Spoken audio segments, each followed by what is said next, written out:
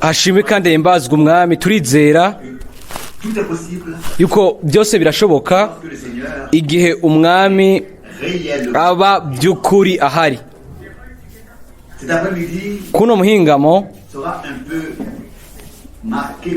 uraza kugaragazwa cyane n'urugendo rwa nyuma rwo muri Israeli, kandi abantu bose bagiyeyo bari 50, nta nkeka barahezagiwe. Kandi ntegeza kwemera neza cyane yuko je hari ico byankoze ko kitibagirwa. Iyi minsi iyo tutari kumwe hamwe, iyo twari kumwe hamwe ku isi ya Bibiliya, mu gihugu ca Bibiliya, nashaka gufatira kw'ico rw'uwo rugendo hamwe n'ibisagara n'utuntu twinshi twagiye turabona, kugira ngo mvuge iciyumviro c'Imana muri ico.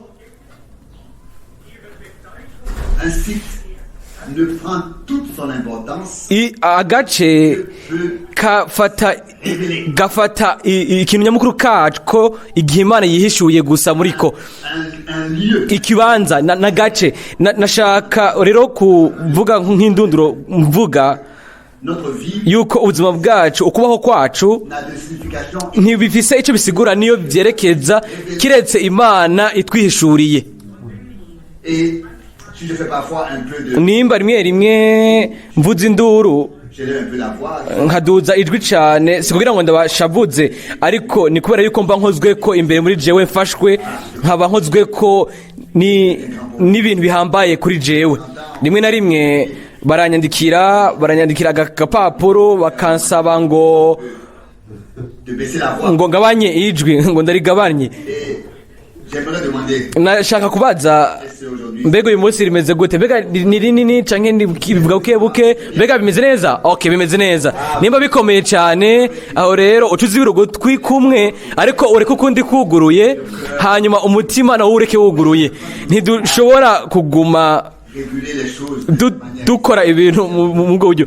Hano ndafise akabuto agahagarika mu byo benstaye, ariko kubijanye n'amajwi biragenda byikora. Rero ntimureke na kimwe ngo kitugore. Arashobora kuba ari umugwanizi imbere akaza akadusamaza, akavuga akaguma avuga utuntu ngo basi ngo yari kuvuza induru buke ngo ntakeneye kuduza ijwi nk'uko. Oya, mu buryo ubu cyangwa ubundi umugwanizi yama abona ikintu kugira ngo aguma tusamaza, atume tubura imigisha. Uko bije kose nta kintu kiduhagarika, kandi turashimira Imana by'ukuri ku bintu byose, na cyane cyane kubwo ijambo ryera kandi ry'igiciro giyewe. Nk'uko nabivuze, nta na rimwe ibintu byagize icyo binkora ko gikomeye nk'uko bimeze ubu. Nashaka gusa gushimika ku bice bimwe bimwe, kutugwa tumwe twabaye udukomeye kuri jewe, kubera yuko Imana hari ikintu yakoreyeho kidasanzwe, kitamenyerewe. Mwene Branham yaravuze umunsi umwe ngo nta musozi wera ubaho, ngo canke igisagara cera kibaho, canke ngo umuntu yera, ngo hari gusa Imana yera, iyo ishobora kwigaragaza ku musozi, ikigaragaza mu muntu, ego igashobora kwihishura. Byose uko bimeze nk'uko nyine bimeze, ni gusa biciye guhishurirwa kw'Imana, ukugaragara kw'Imana mu kibanza kanaka, mu kibanza, mu gisagara, mu gihugu, canke mu bantu, canke mu muntu kanaka. Aho niho uwo muntu ashobora kugira icyo asiguye kidasanzwe. Mu gihe twari ku musozi Karumeli, hanyuma tukabona kiriya gishushanyo kinini bagiriye umuhanuzi Eliya hamwe n'inkota iri mu kiganza ciwe, ibyo ntacyo byari bivuze bisiguye kuri jewe iyoba ntari narasomye mu bami ba mbere igice cya 18 uburyo Imana ubwayo yahishuye intsinzi yiwe ikagaragaza intsinzi yayo biciye ku muhanuzi wayo, hanyuma igatanga agahigo kandi ibyo rero ikagaha abisirayeli bose ngo nimba uhoraho ari Imana mumukorere, nimba ari Bayali ari Imana nawe mumukorere, ariko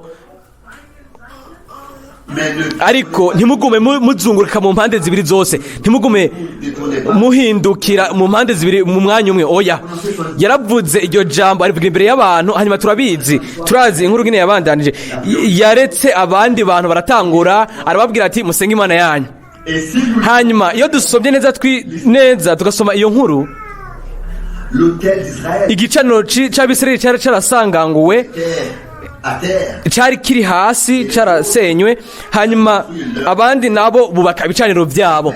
Ariko mu mwanya wo gutanga ikimazi cya nimugoroba, umuhanuzi w'Imana yasuye kubaka igicaniro, hanyuma ashyiraho ikimazi, hanyuma arimba ku ruhande, ashyiramo amazi kugira ngo amenye neza yuko ata muntu n'umwe yohava aza avuga yuko ngo yashize umuriro mu kimazi ubwiwe. Murabizi, hamwe n'Imana ibintu byose birashoboka. Ntidukeneye gufasha Imana, ntidukeneye kuyifasha, ariko yashobora kubwira ikintu kimwe gusa, ngo kugira mumenye yuko nakoze ibi bintu byose nk'uko nabitegetswe, canke nk'uko ijambo ry'umwami riri. Eliya ntiyabikoze kubera yuko yabishaka, ariko yabikoze kuko Imana yari yabimutegetse.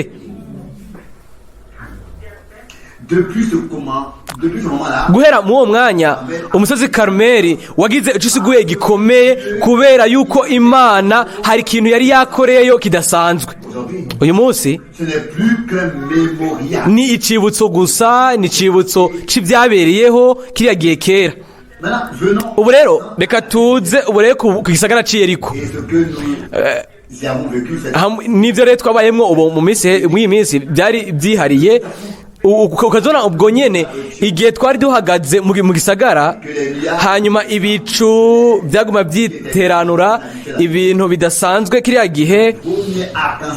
Umunywa amazi wa mbere by'ukuri wari wishizeho ku ruhande rumwe gushika ku rundi. Hanyuma twarahagaze duhagarana niyo bisi twari turimwo imodoka, hanyuma turaraba umunywa amazi, imwe mu iyo minywa amazi, uwa kabiri nawo ucuraseruka uja hejuru wo wa mbere mu bwiza no butangaje budasanzwe. Naciye ntahura yuko dufise bene data b'Abayahudi twari kumwe mu modoka. Imana ni Imana y'isezerano rya kera na rishasha, yakoze isezerano ryayo irikorana n'Abisirayeli, kandi irikorana n'ishengero ry'isezerano rishasha. Ni umwizigirwa ku ijambo ryiwe. Kuri twebwe Yeriko ntacyo yari ifise, yari isiguye iyo tutari tuzi yuko umwami yahaye Yosuwa igikorwa ngo afate iyo si yari yasezeranijwe, igihugu cyasezeranijwe agifate, kandi neza nico gisagara ico gice gikomejwe n'inkingi zaco, ibihome bazunguruka inshuro indwi, hanyuma ku munsi ugira indwi, inshuro ndwi nyene ko munsi ugira indwi, inshuro indwi ko munsi ugira indwi, hanyuma aho nyene izo mpome z'Yeriko ziratembagara.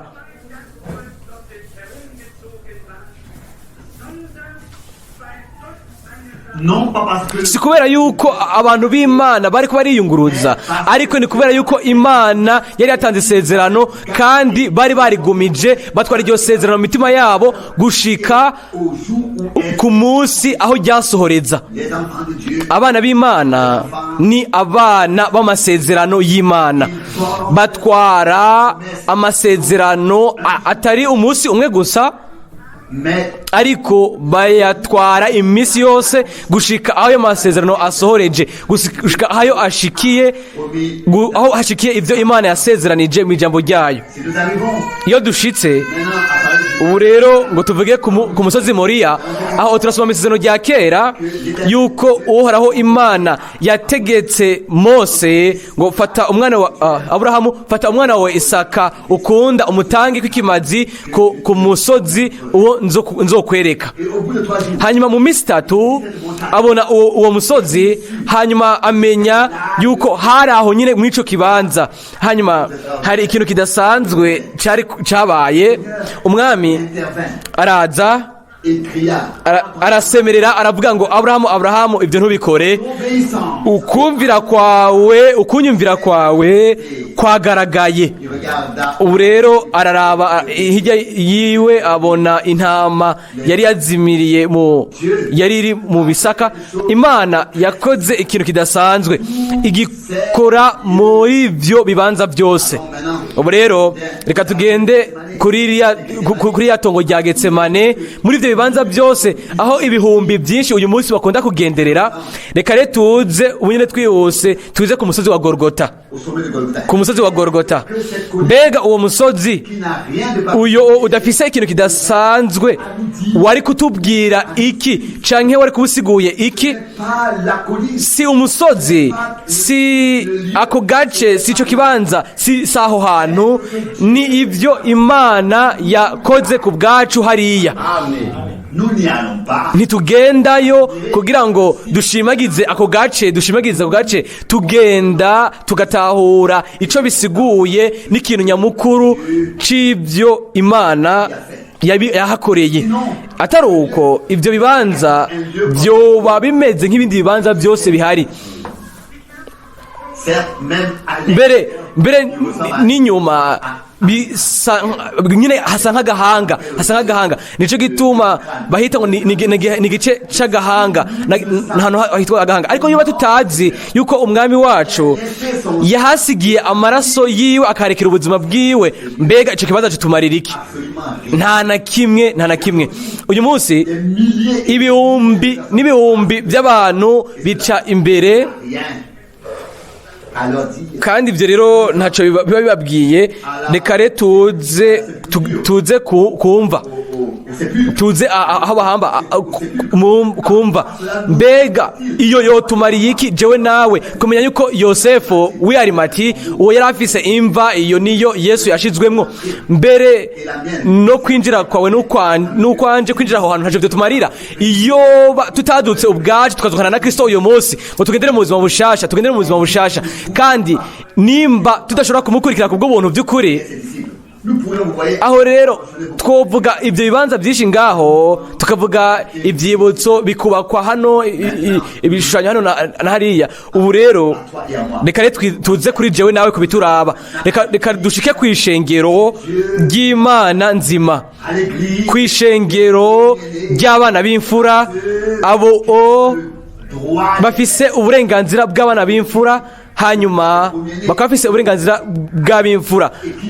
Abo batwaye bemeye ibyabo imbere y'Imana.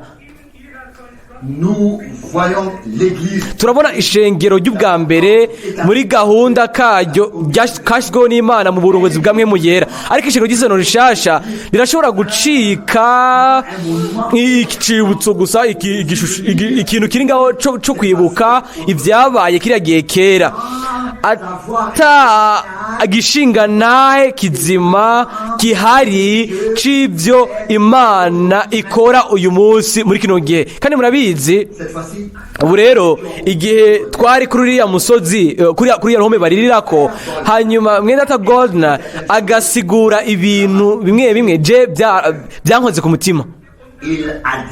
Yaravuze mu bintu byinshi, aravuga ngo nta muyuda n'umwe avuga isengesho ryiwe hano ku ruhome rwo kuririrako adasabye yuko urusengero rusubira kubakwa, yuko Imana yomanuka ikamanuka mu bwiza bwayo, hanyuma Mesiya agashobora kwinjira.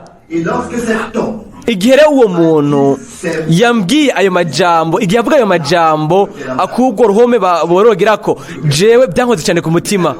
Byangiye uwo n'umuyuda by'ukuri, uwo yasubiye i Yerusalemu agasura mu Bisirayeli, uwo ntagenda gusa ku ruhome rwo kurirako ngo agende ngo avidure umutima wiwe ngo azane ibyo akeneye imbere y'Imana gusa, ariko umuyuda by'ukuri aba mfise icyo atumbereye nyamukuru, kandi nuko Imana yo kwakira ibintu byose yemerewe, ibintu hanyuma ibintu byasezeranijwe bikagira ukuntu bisohoza.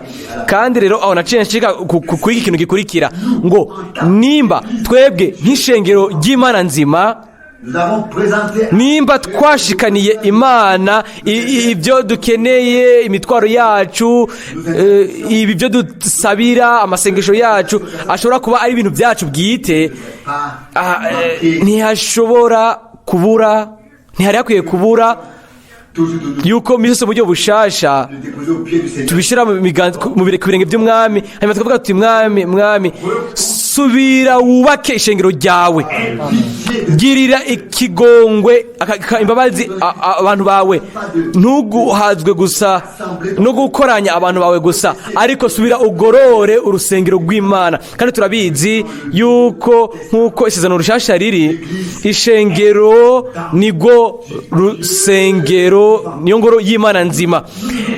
Ntidukorana gusa kugira ngo tuzane twerekane ibyo dukeneye byacu gusa, ariko turakorana kugira ngo Imana ishobore gukoranya, kwegeranya ingoro nshasha mu mabuye mazima, aho Imana ishobora kuba. Inzu y'Imana itegerezwa kubakwa kugira ngo ubwiza bwayo bushobore kumanuka muri iryo bukagaragara.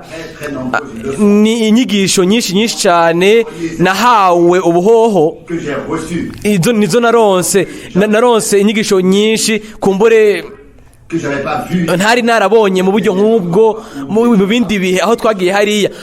Ikintu kicankoze ko mu buryo budasanzwe hano naragicatse gatonye mu gashushanyo gato. Mu bisanzwe ku makoraniro yose ya gikristo n'amashengero, ishusho itumbereye ijanye n'igihe cacu, twebwe twajanye kurwo ruhome baririrako mu duce ahantu abayuda basomera Talmud bakinjiramo cyane, bakaja no mu bindi bitabo biri nka bitanu, ivyo nivyo bashobora kuronka. Hanyuma igihe nabaza ngo ndabe muri Talmud, ngibi ibintu byabaye, kandi narabyerekanye rimwe mu gushushanya kuri kano ku gapapuro.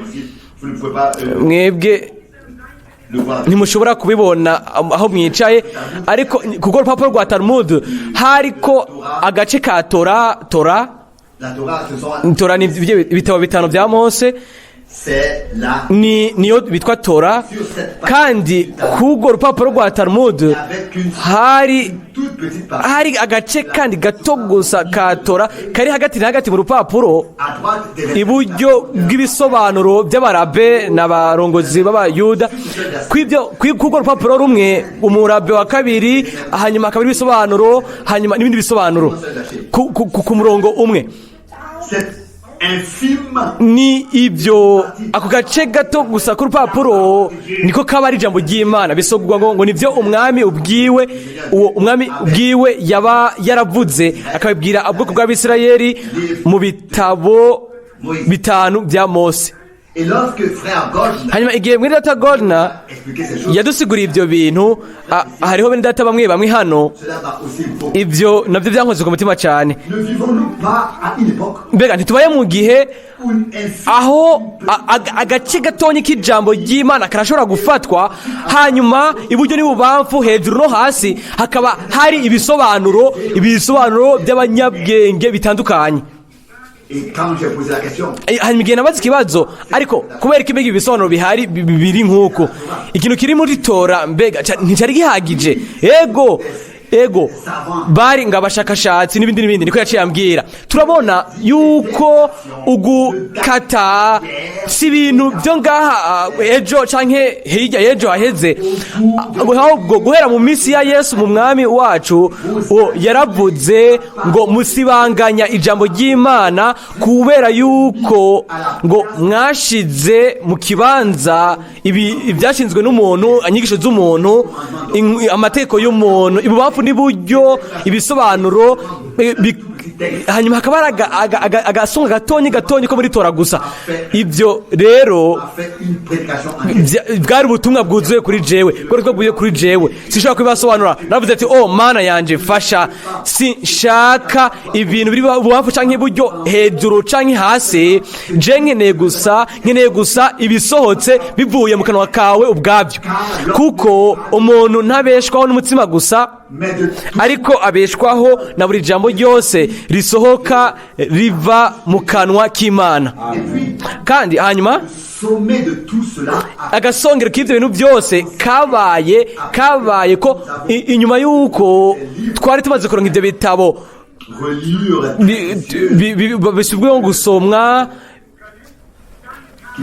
bishobora kubonekana ahantu hose, haci haza rero agasongero k'ibintu byose. nka Menata Goldner yafashe igitabo kiri ngaho, aravuga ngo ngihe igitabo c'ibindi bisobanuro n'ibindi bisobanuro. Aho rero narimenye byose aho igitabo c'ibindi bisobanuro sitora gusa hamwe n'ibisobanuro ibamfu n'uburyo canke ariko ni ikindi gitabo kijanye n'ibisobanuro gusa. iyo twikubita agakiriza hanyuma tukaca duceceka turi imbere y'Imana, twotegerezwa kuvuga yuko ibyo bintu byisubiyemwo mu gikristo.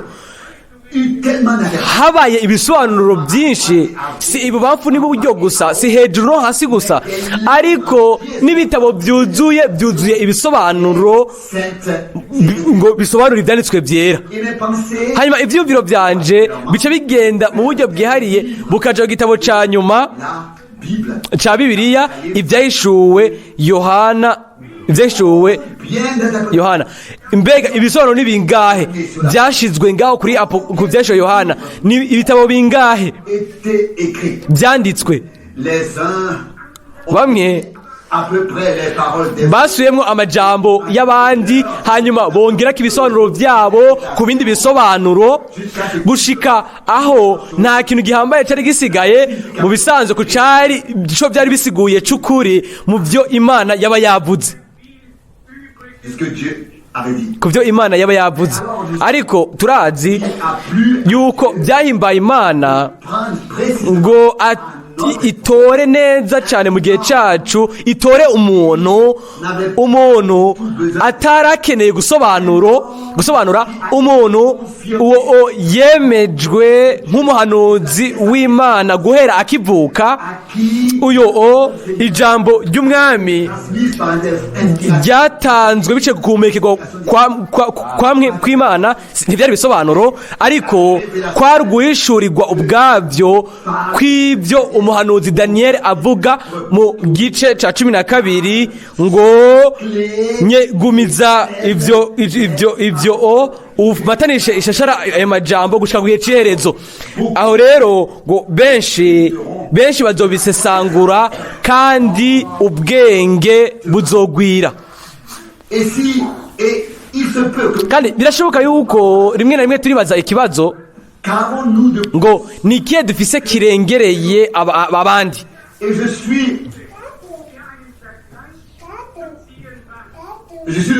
Kandi ndi uwanyuma wo kubahuka kugereranya uko, ariko ndashobora kuvuga ikintu kimwe, nk'uko abo bantu bose bumva ubutumwa bwa Yohana Umubatizi bari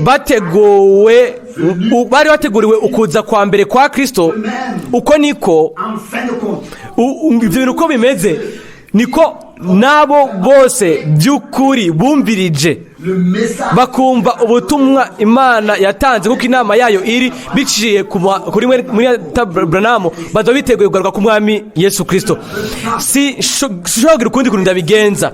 Uko niko Imana yabisezeranije kandi uko niko ibisohoza imbere y'amaso yacu. Turashobora kwibwira yuko abantu bose bazi yuko ngo ntihagikenewe igikorwa kidasanzwe ubu canke ngo umuhanuzi kugira ngo aduhishurire ijambo ry'Imana, kugira ngo aduhishurire ijambo ry'Imana. Bene data n'abashiki banje bagenzi, mbega ntitwagize Bibiliya mu nzu zacu imyaka amacumi menshi? Mbega twese ntitwasomye umunsi ku yundi? Kandi jana nishingiye intego mu 1949 igihe nashikanira ubuzima bwanje Imana yuko nzosoma Bibiliya buri munsi,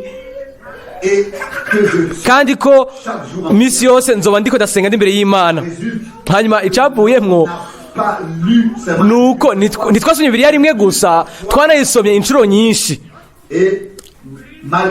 Nyuma y'ibyo byose hari hagumamwo ibintu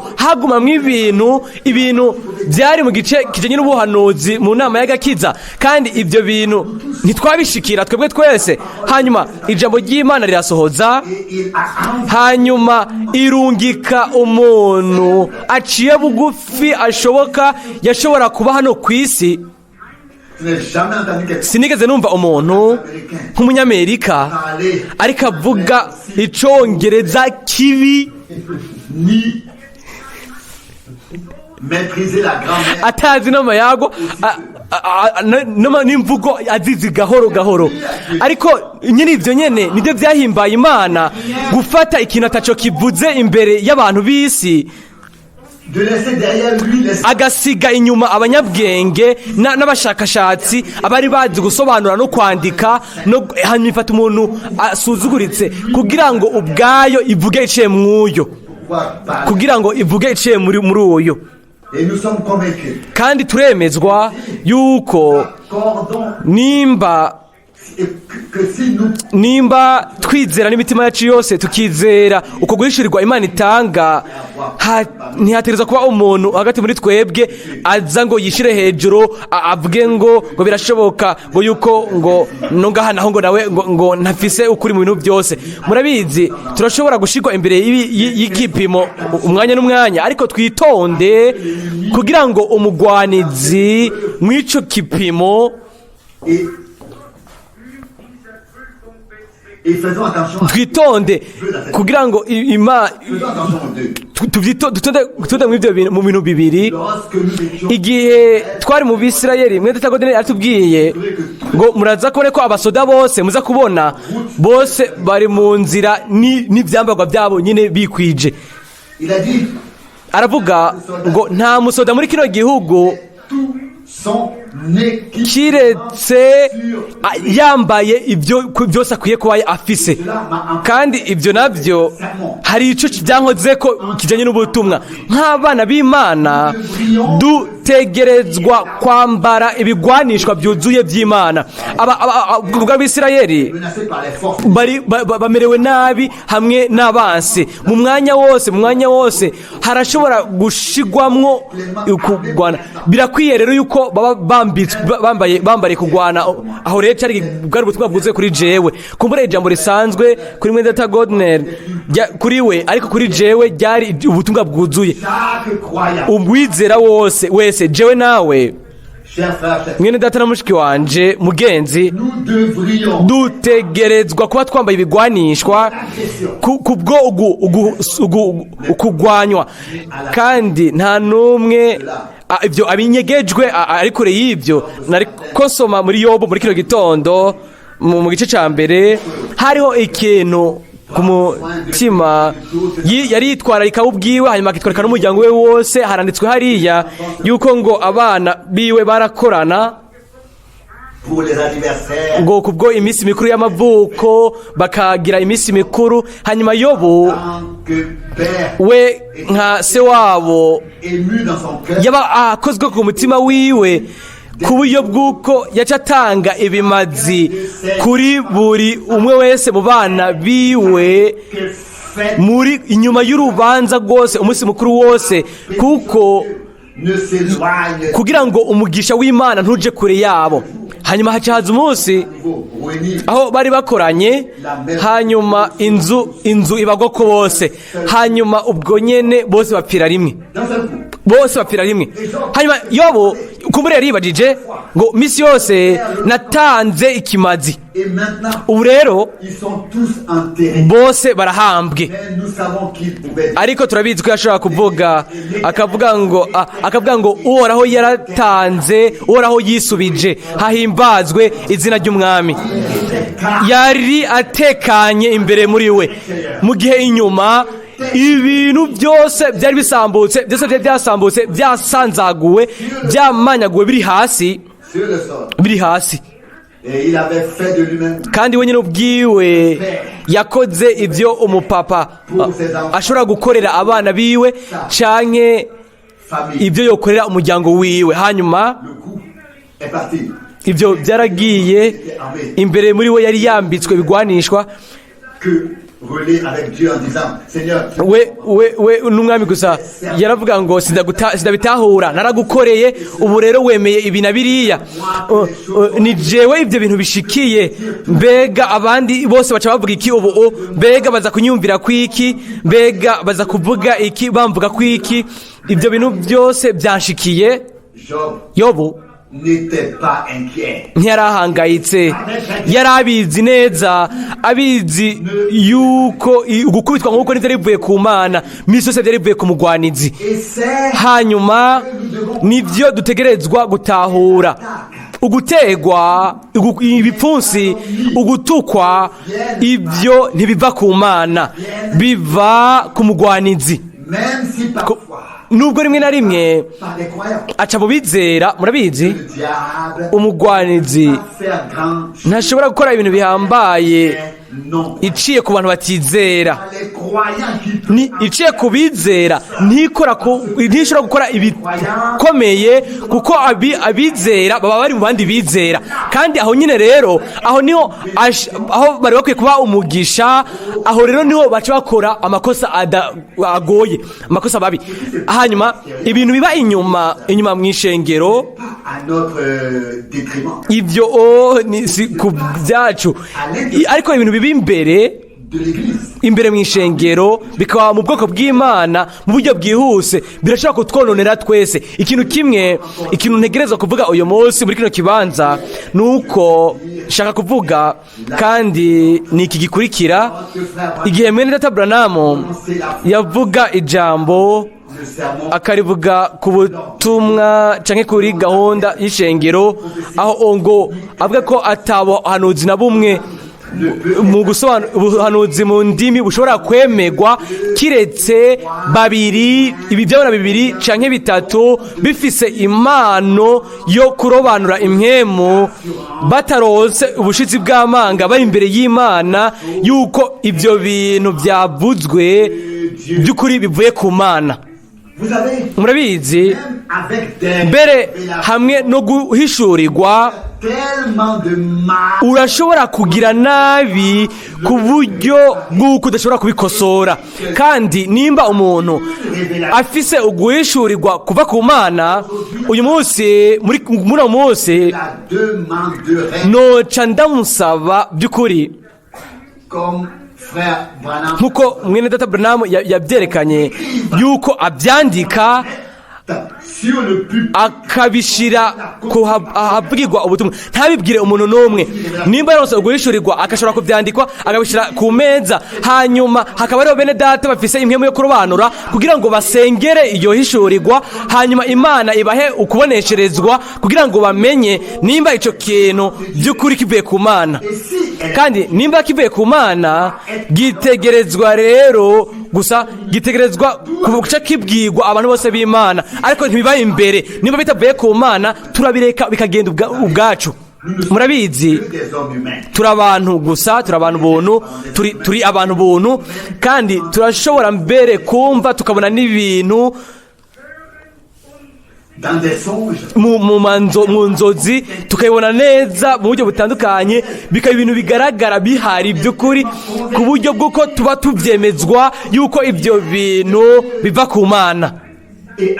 Hanyuma umunsi umwe igihe mwene mushiki wanje mukundwa umushiki wacu umwe yaje kuri mwene Branham, hanyuma amuha imwe amubwira imwe mu nzozi ziwe, hanyuma mwene Branham aravuga ngo mushiki wanje mu Cyongereza ngo ni byiza cyane, ngo byumvikana neza niko byari bimeze.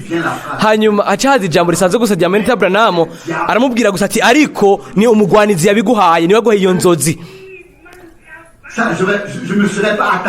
Jewe sinaniteze ibintu nk'ibyo, kandi nta n'umwe yari yiteze ibintu nk'ibyo, yuko ijambo rishobora gukurikira inyuma y'inzozi nk'iyo. Rimwe na rimwe tuba twiyemeza imbere muri twebwe, twiyemeza n'ibintu twabayemwo n'ibyo twaronse mu nzozi, ariko tuza kuba twiteguriye gushira ibintu byose ku gipimo, kandi apana imbere y'umuntu wese abonetse, ariko kugira ngo mu nyuma ibisobanuro byacu n'ibikorwa byacu bwite bishobore guhagarara, bihagarikwe, hanyuma Imana ishobore kwishura yo nyine ubwayo mu bantu bayo nk'uko yo nyine yabyitiyemo. Tubaye mu bihe bya nyuma, twizera mu mpano zose, twizera uguhishurirwa kose, ariko twizera yuko uguhishurirwa kose kuvuye ku Mana kurongorera ku kubakwa k'umuntu, rero no kubakwa kw'ishengero ryose. Ntitwizera yuko Imana igaba imitongano, yuko Imana ishaka imitongano cyangwa ikintu cyose, ariko Imana yo yitwararitse yuko tuba umutima umwe n'inama imwe. Kandi nk'uko byanditswe yuko twese tuba abigishijwe n'Imana mu isi yose, kandi nimba dushitse by'ukuri mu buryo bwuzuye tukagira icyizere Imana yacu, hanyuma ntituvuge ngo ego kubera yuko ari jewe ngo bishobora kuba ari ibyo. Oya, ndashobora kubabwira yuko ntitwuba turi aba mbere bihenze ku bintu bimeze nk'uko. Ikintu kidakekeranywa ko kandi kiguma ibihe bidashira ni ijambo ry'Imana, kuko isi n'ijuru bizorangira, bizovaho, ariko ijambo ryo rigumaho ibihe bidashira. Kandi aho ntegerezwa kuvuga yuko igihe byanditswe ngo abahungu banyu n'abakobwa banyu bazovugishwa, abasore abakiri bato banyu bazogira amayeregwa, abatama banyu bazoronka uguhishurirwa mu nzozi, bazogira uguhishurirwa mu nzozi. Inzozi bizano rishasha si ikintu kinyegejwe, ariko nk'akarorero nko kuri Yosefu, igihe yariko yiyumvira guheba Mariya mu ibanga, umumarayika w'umwami yamubwiye mu nzozi, amubwira mu buryo bwumvikana, aramubwira mu buryo bwumvikana, ata muntu n'umwe akeneye kugira icyo bisobanurako. Ibibazo byatejwe n'ibisobanuro byatanzwe iburyo n'ibubafu, hejuru no hasi, bigatangwa ku nzozi cyangwa ku kindi kintu. Reka tugaruke ku bintu byose, tugaruke ku ijambo ry'Imana.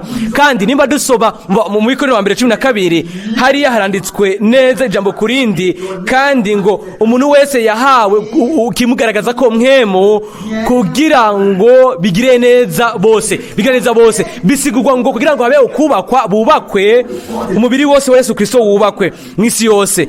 Aho rero ibintu byose biva ku Mana biregeranya, bishira hamwe, birunga, bibohana hamwe, biravura, birafasha, ibyo birubaka. Twebwe twiyumva neza turi imbere y'umuntu wenyene ubwiwe yabaye ari imbere y'Imana, akaba yararonse ikintu ari imbere y'Imana.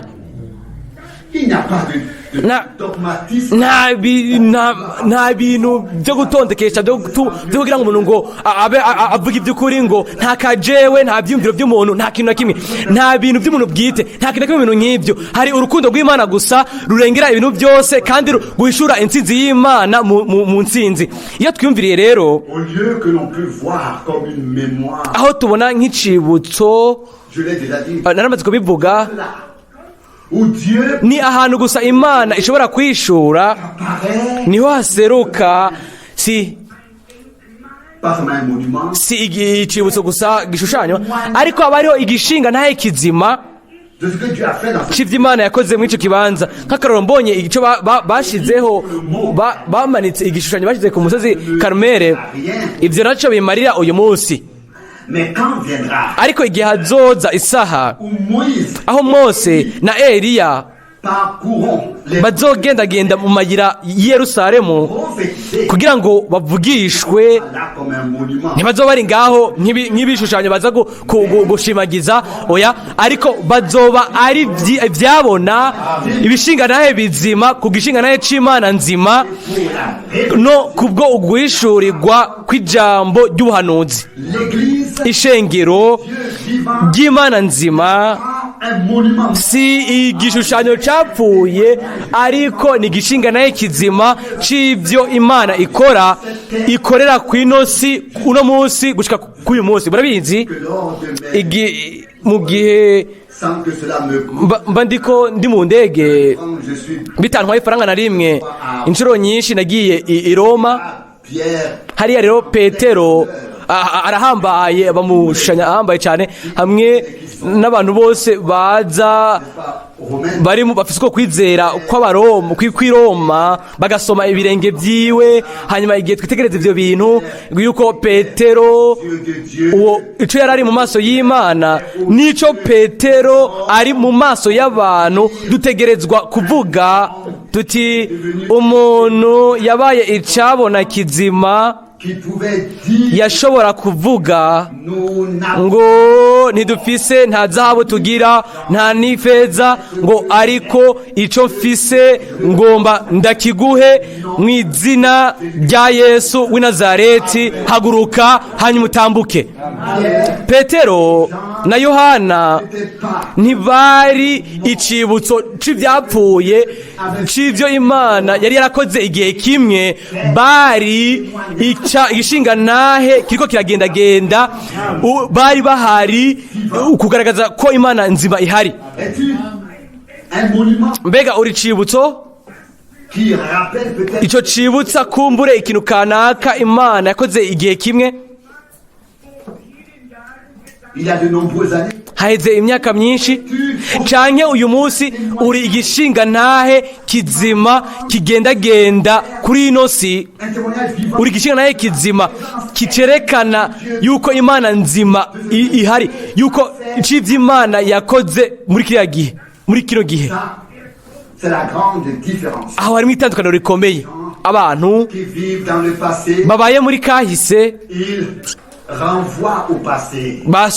basubira muri kahise, abantu baba muri kubo bitwararika ibiriko biraba ubunyene, kandi twebwe ntitwitegereza ibintu gusa biba inyuma. Nivyo navyo narabigize muri Israeli mu gihe abantu bose baduga hariya i Masada ku ruzitiro rw'imasada. Nagiye ahantu hari igisirikare c'Abisirayeli kose no gushaka kuduga uwo musozi bakadata na shalom n'umunezero mwinshi. Nabonye rero aho umuntu n'amarori yiwe n'amajimere yiwe bijya barabiramo barabekure yari yicaye ngaho yari umucunzi yari umuteramyi kugira ngo agume ku girindiro ciwe umwanya wose aho hari mu gisirikare mu kirindiro cy'abasirikare b'Abisirayeli aho rero nimba habonekana umugwi munini w'ingwaro ziri kure yategereza kubivuga mu buryo bwihuse naramubwiye mu buryo hanyuma naramubwiye arantiza hanyuma ndafata nandi nditegereza biratangaje ingene ushobora kubona kure hanyuma ibintu bikabonekana neza bibonekana neza aho biri ingene byegereza barazi umuntu wese ategereza kuba ari ngaho umuntu ategereza kuba ari ngaho ariko aritegerezwa bategereza kuyitegereza aho hariyo iradiyo ibiri imbere y'amaso yiwe hanyuma n'amajimera akaba hari akaba yicaye canke ahagaze ari ngaho akaba afise ikorwa ariko arakora dufashe ijambo ry'umuhanuzi Yesaya ngo muteramyi mbega ijoro rigezehe mbega ntitubona yuko ivyo bintu byose bigenda bija imbere yuko ukuza k'umwami kuregereje kandi dutegerezwa gushira ku ruhande ibintu byose bijanye n'umubiri bijanye na Adamu wa kera hanyuma tukagirwa abashasha mu bwina bw'imitima yacu atari kubera ko ari byo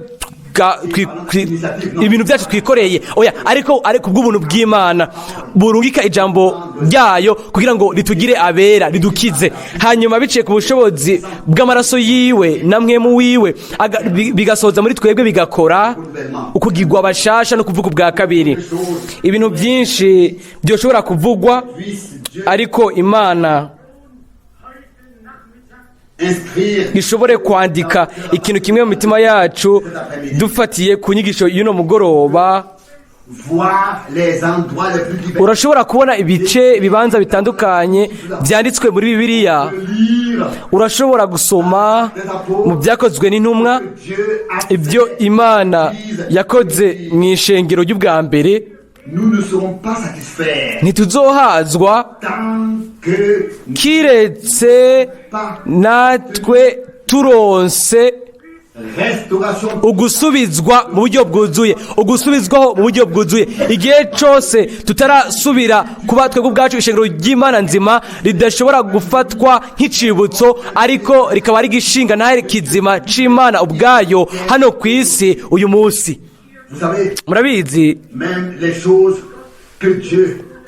mbere n'ibintu Imana yakoranye na Mwene Abraham byari iby'ubushobozi cyane kandi byihariye ariko turashobora nabyo kubigira icibutso tugahagararaho tukabishima ariko ibyo bizofasha nde gushimagiza ibyo Imana yakoze mu bukozi bwiwe oya Imana ikugire wewe nanje ingire uyu munsi itugire ibishinga nahe by'ukuri bizima amajambo yacu akaba ari nk'amajambo y'Imana kandi niyumviriye cyane kw'iryo jambo mu minsi iheruka igihe Paulo yandika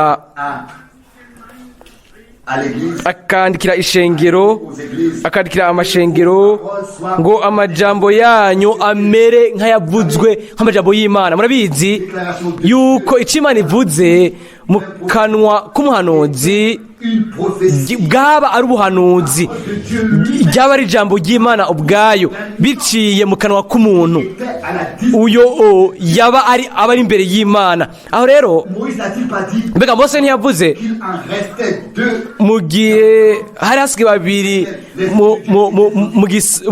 mu ikambi abo mwe Imana yamanutseko yavuga ngo nashaka ko abantu bose ahubwo bacika abahanuzi hanyuma nk'abana b'Imana twaronse ubutumwa bw'ubuhanuzi bw'ijambo ryahishuwe aho rero ndibaza ikibazo kandi nawe ndakikubaza amajambo yanje mbega aba ari amajambo y'Imana aba ari ibitangajwe n'Imana canke n'amajambo yande le langage. mbega tuvuga imvugo y'Imana uyu munsi, Nous sommes-nous rangés? mbega twishize ku ruhande rw'Imana mu bintu byose, Avons-nous compris? mbega twaratahuye ibyo dutegerezwa guha Imana n'ibyo dutegerezwa kubamwo bamwe ku bandi ku ino saha? Et si nous avons compris cela, Nimba twaratahuye ibyo bintu, alors le même esprit uwo mwemu nyene w'ubuhanuzi posait aussi sur sa yari ari kuri mwene Aburahamu, yari ku bahanuzi bose, azoba rero no kuri twebwe. Aho rero tuzoba turi hamwe, turi une seule munsi y'umutwe umwe, Yesu Kristo, kandi tuzoba dukoranye turi nk'ingingo. Nimba abayuda hariya kuri ya ruhome baririrako basaba yuko urusengero rusubira kubakwa, Dieu kandi ko Imana avec yoshobora kumanuka mu bwiza bwayo, combien plus mbega ntitwari turushirije twebwe nk'ishengero ry'Imana nzima, demande, ntitwari turushije kubisaba uyu munsi by'ukuri? oh Dieu, O Mana, bâtis toi-même ton église. wubake wowe ubwawe ishengero ryawe. Ntibijyanye no kuba ari wowe gusa cyangwa jewe, bijyanye ni twebwe twese. Kandi nimba twatawe ibyo, Que cela doit avoir lieu dans le monde. ibyo bitegereza kuba mu isi yose, kandi twese hamwe tukaba turi umugwi w'imfura. Kandi ibyo nabivuze muri gihe cyose cy'ishengero, mu gihe cyose cy'ishengero, imishuzo abambere baba ari bariya bizeye bakakira n'imitima yabo yose, bakemera ijambo ryahishuwe n'Imana mu gihe cyabo. Et c'est pourquoi j'ose Kandi nicyo gituma nubahuka nkavuga yuko twabonye ubuntu imbere y'Imana. nous n'avons pas suivi des fables Ntitwakurikiye imigani yaremwe n'akenge donc inventées. byaremwe, Nous avons suivi la ariko twakurikiye uguhishurwa kw'ijambo ry'ubuhanuzi ry'Imana ryo mu gihe cyo tubayemo. et il peut y avoir des interprétations. Harashobora kuba ibisobanuro ibamfu cyangwa iburyo, hejuru no hasi. Toutes les interprétations Ibyo bisobanuro byose je ibyo ntibindaba. ce que la Ikintu gusa akanwa k'umwami kavuze, ico nicyo kizosohoza. Ibyo bizosohoza. le ciel tombera, Ijuru rizokoroka que sa imbere y'uko ijambo ryayo rimpenda. église, Ishengero ry'Imana nzima, l'église, ishengero si cibutso, mais ariko ni umubiri muzima, ni umubiri wa Yesu Kristo, vêtue wambaye ubushobozi bwo kuzuka bw'umwami wacu.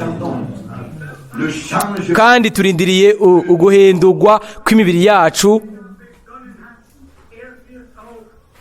Et Dieu qui a commencé son œuvre, Imana yatangiye igikorwa cyayo izogiheraheza, kandi kubw'ubuntu bwayo. Munyemerere muraheze mvuga ibyiyumviro by'ijambo ryasomwe bwa mbere. Muhimbaze Uhoraho, mwambaze izina ryiwe, mumenyekanishe ibikorwa byiwe mu mahanga. Zaburi 105 umurongo wa mbere umurongo wa kabiri. Mumuririmbire, jouez pour lui, mumucurarangire, prodige muvuge ibitangaza byiwe. de son saint nom. Remarquez-vous le titre? Mbega murabona Son, en référence. hariko havugwa ku mwami, ngo muninahaze ngo Mose cyangwa ngo Aroni cyangwa ngo umuntu yakoranye ibintu bikomeye, oya, ariko ngo mushimishe Uhoraho, mumucurarangire, muvuge ibitangaza byiwe, muvuge ibikorwa byiwe byose bitangaje, muvuge ibitangaza byiwe, muninahaze izina ryiwe ryera. Et cela continue encore. Ibyo rero birabandanya mu bwo buryo nyene. Ku murongo wa 4 ngo murondere Uhoraho n'inkomezi ziwe, murondere mu nyonga hiwe ibe bidashira. Ngo mu buryo bubandanya murondere mu nyonga hiwe. Umurongo wa 5 mwibuke ibikorwa byiwe bitangaje yakoze, ibitangaza byiwe n'amateka yo mu kanwa kiwe. Oui, Ego il s'agit toujours de misi yose bijanye no kuvuga n'ibyiwe, hariko havugwa umwami Imana. Murabizi igihe tuvuga ibyo Imana yakoze, cela crée des liens. ibyo bizana ubumwe, birabohana, bizana hamwe, bimera neza, kandi twese turabikeneye. Tuninahaze dushimishe izina ryiwe, tuninahaze ugucungurwa uko yasohoje, mutangaze ibyo yakoze. Munyemerere mperaheze mvuga ngo ubuzima bwacu ntibwoba igishinga naho kizima kiretse Imana nzima ishoboye kwishura muri twebwe kandi biciye kuri twebwe. Kristo muri twebwe icizigiro c'ubwiza, kandi nimba yaratwishuriye mu by'ukuri, aho rero ntituri icibutso ariko turi igishinga ntahe. Atari n'amajambo menshi tuvuga, atari n'amajambo menshi, abantu bazobibona. Bagenzi, icyo turi cyo cyose uyu munsi, wewe utarakizwa, ureke Yesu yinjire mu buzima bwawe, we nk'umukiza. Wewe ukeneye gukira indwara, reka Yesu yinjire mu buzima bwawe nk'umukiza, we nk'umuganga. Wewe ukeneye kubohoka, we reka Yesu yinjire mu buzima bwawe ari nk'uje kubohora. Kandi nimba umwakiriye uyu munsi, nibyo ari byose muri bose, ni umukiza, ni ukiriza indwara. Muri we igikorwa cyo gucungurwa gifise intango yaco, kandi muri we gifise n'iherezo. Uwatanguye niwe abisohoza. Guhera mu mwanya aho Yesu yinjira by'ukuri mu buzima bwacu, ubuzima bwacu bwaciye bugira intumbero, bwagize n'icyo busiguye. Aho rero niho bwagize icyo busiguye, bufata niyo buja. Ariko mureke Imana gusa, ntimureke ngo mwibwe iby'Imana yabahaye n'ibyo yasohoje ku bwanyu. Hari umwanditsi umwe w'indirimbo arandika ngo ubumenyi bwiza bw'amahirwe bwo kumenya Yesu, ngo ni amahirwe yo kumenya yuko Yesu yanyihaye. Rero turashobora kubivuga tubyemezwa byuzuye mu kwizera, atari kubera yuko tubyatura gusa n'iminwa yacu, ariko ni kubera yuko twarabibayemwo ku bw'ubuntu bw'Imana yacu. Imana yatuvugishije muri rungano mu ijambo ryayo ryahishuwe. Hahiriwe abo bose bagaba by'ukuri, bakagaba kuri iryo jambo, bagashobora guca bugufi munsi y'ugushurwa kw'Imana, bagaca bugufi ego, bakareka bagashigwa aho Imana ishaka, aho Imana ishaka kubatereka. Aho rero ibintu byose bizogenda neza mu buzima bwawe no mu buzima bwanje. Kandi nk'uko Yobu yabikoze, bizoba ari iby'ubwiza cyane gusumba ibyo ku ntango, kuko wewe na jewe turazi kandi dushobora kuvuga ngo ndazi yuko umucunguzi wanje ari muzima. Mu buryo bw'umuntu umuntu avuga, ntushobora kwibaza ikibazo, mbega ni giki Imana yabonye muri jewe? Mbega we yakubonye mwiki? Mbega twashoboye kuyizanira iki? Nta na kimwe. Ariko nubwo bimeze nk'uko, yaratwemeye, yaduhaye byose ku bw'ubuntu. Sinzigera nibagira isaha aho numva mwene data Branham ihariya ikashhul, hariho abavugabutumwa ibubamfu n'iburyo, inyuma n'imbere, Dr. Guggenbull hamwe n'abandi bantu bazwi cyane barinjiye mu cyo cumba c'ihoteli Dryland Kashlar Dula. Nari mpagaze ngaho ndi umusore, yarazi amajambo makenya gusa, makenya mu Cyongereza mu ico gihe, ariko mu mutima nari mfise icifuzo cyo kuramutsa basi, ndamutse uwo muntu w'Imana, ndamuhe ikiganza. Bose bararenganye, ariko umwe we yarahagaze, yashize ubwa nyuma, hanyuma arahindukira arambwira ngo uri umuvugabutumwa bwiza uruvuga ubutumwa bwiza ndashobora kubabwira yuko amosozi yaciye atangura gukoroka igihe numva uwo muntu aciye bugufi uwo nari narumvise mu gikorwa c'Imana muko wa Mungu ku muhingamo hanyuma ko wa mbere mu gatondo numva ayo majambo asoka ava mu kanwa kiwe hanyuma ndamuramutsa je ubwanje sinihaye ico gikorwa yari impano y'Imana kwari ukurongorwa n'Imana kandi ndabishimira umwami igihe cyose hazoba hariho imwe muri jewe ndashaka gukora igikorwa ngabure ibifungurwa Imana ibyo yaduhaye kubw'ubuntu kandi namwe mwese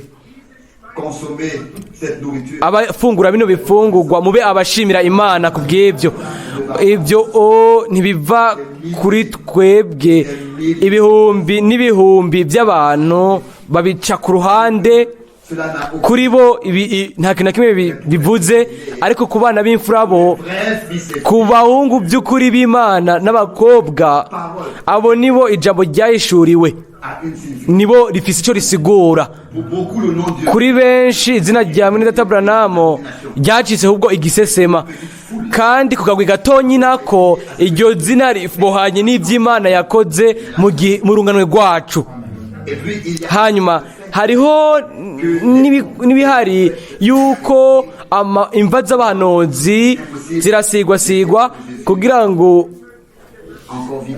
mugire nivyo rero turavyemera kumbure aho nimba yanje izosigwa ariko mu kubaho kwiwe umuntu wese w'Imana yaca mu gusuzugurwa byo hasi bishoboka umuntu wese w'Imana kandi umwami yaravuga ngo muragowe nimba abantu bose bavuga neza nuko hari ikintu kitagenda kuri mwebwe rero turashimira Imana n'imitima yacu yose tugashimira umwami uwo yaciye bugufi akadushikira akadukunda mu buryo bwimbitse akaba yaranatuvugishije reka duhimbaze ibitangaza vyiwe hamwe n'ivyo yakoze adukorera reka tubishimagize tubigumye amen turahaguruka dusenge kumbure turarimbira hamwe ngo nk'uko ndi tel que je suis ainsi cela doit être uko ndi niko meze ma propre force si inkomezi zanje mais seulement la tienne n'izawe ton sang me lave amaraso yawe aranyiza du péché anyuza icaha me purifie du péché anyuza icaha o mwagazi w'intama je viens ndaje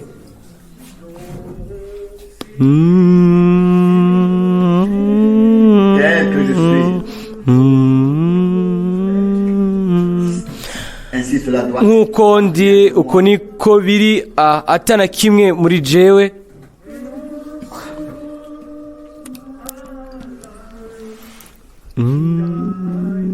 ton sang amaraso yawe me lave, me purifie de aranyeza arantunganya ku caha cose oh agneau de Dieu mwagazi w'Imana ndaje je viens ndaje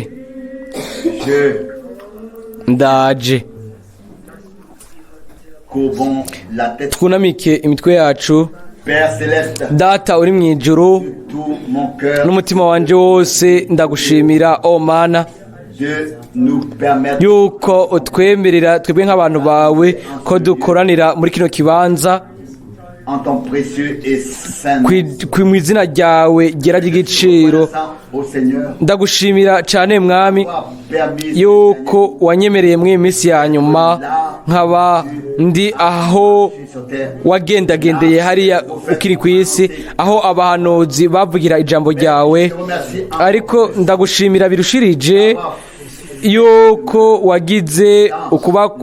wagize ukuba kwawe mu mutima wanje. Ndagushimira birushirije yuko wababariye amakosa yanje n'ibyaha byanje. Ndagushimira kandi birushirije yuko wagiye gutegura ikibanza kandi uko uzogaruka ugusengwa kube ku izina ryawe ryera. Mwami, ndasengera abo bose bamanitse ibiganza byabo. O Mwami, urazi ibyo bariko baragusaba, urazi ibyo bakeneye. O Mwami, haba ibyo bijanye mu buryo bw'imwemu canke ibyo ngaha mu buzima busanzwe. O Mana, urazi imitwaro. Mana wizigirwa, uri muzima, kandi twogakunze kuvuga ibitangaza byawe, agakiza urema, ugukira indwara uko wasohoje, ukubohoka uko ushobora gutanga, ukubohoka uko ushobora gutanga. Si ibihe gusa, si ibihe bya kure gusa, ariko nibyo uri kurakora ubu, kuko uri wa wundi ejo hahise, uri wa wundi uyu munsi, kandi uri wa wundi mu bihe byose bihoraho. Uce mu mirongo yacu uyu munsi mwone umwanya nyene Mwami, hanyuma ukore kuri buri mutima wose mu buryo budasanzwe Mwami, biciye ku bushobozi bw'amaraso yawe. Amakosa yacu n'ibyaha byacu bishobore guhanagurwa. O Mwami, ndagushimira, ninahaza izina ryawe ry'ubwiza, kandi ndagusenga. Haleluya. Mukiza, wunge abantu bawe, ushire hamwe abantu bawe muri wewe Mwami, munsi y'uburongozi bwa mwemu wawe yera. Ukure muri jewe ibintu byose byanje bwite, ibyumviro byanje byose bwite, ugomba kwanje bwite Mwami. Ndabyumvira uko nyene, kuko isaha yageze aho uzotuvugisha ngo ibyumviro byanje biri hejuru cyane y'ibyanyu, n'inzira zanje ziri kure cyane n'izanyu. Mukiza, unkuremwo inzira zanje bwite. Twese dukuremwo inzira zacu bwite. Twese udushire ku nzira yawe, udushire ku nzira yawe nzima, udushire ku nzira nzima igenda ku ntego. Ukureho ibitsitaza byose, ukure gutsira mu nzira, hanyuma ushibagize izina ryawe, wambike ishengero ryawe ubushobozi bwo mwijuru. Haleluya. Ku izina ryawe ry'ubwiza kandi ryera, naho wabaye hafi cyane yacu, waraduhezagiye kandi wishuye ku masengesho. Ukize abariko barahona, ukize abagwaye, ukore ibitangaza ku bw'icubahiro n'ubwiza bw'izina ryawe ryera. Haleluya. Amen.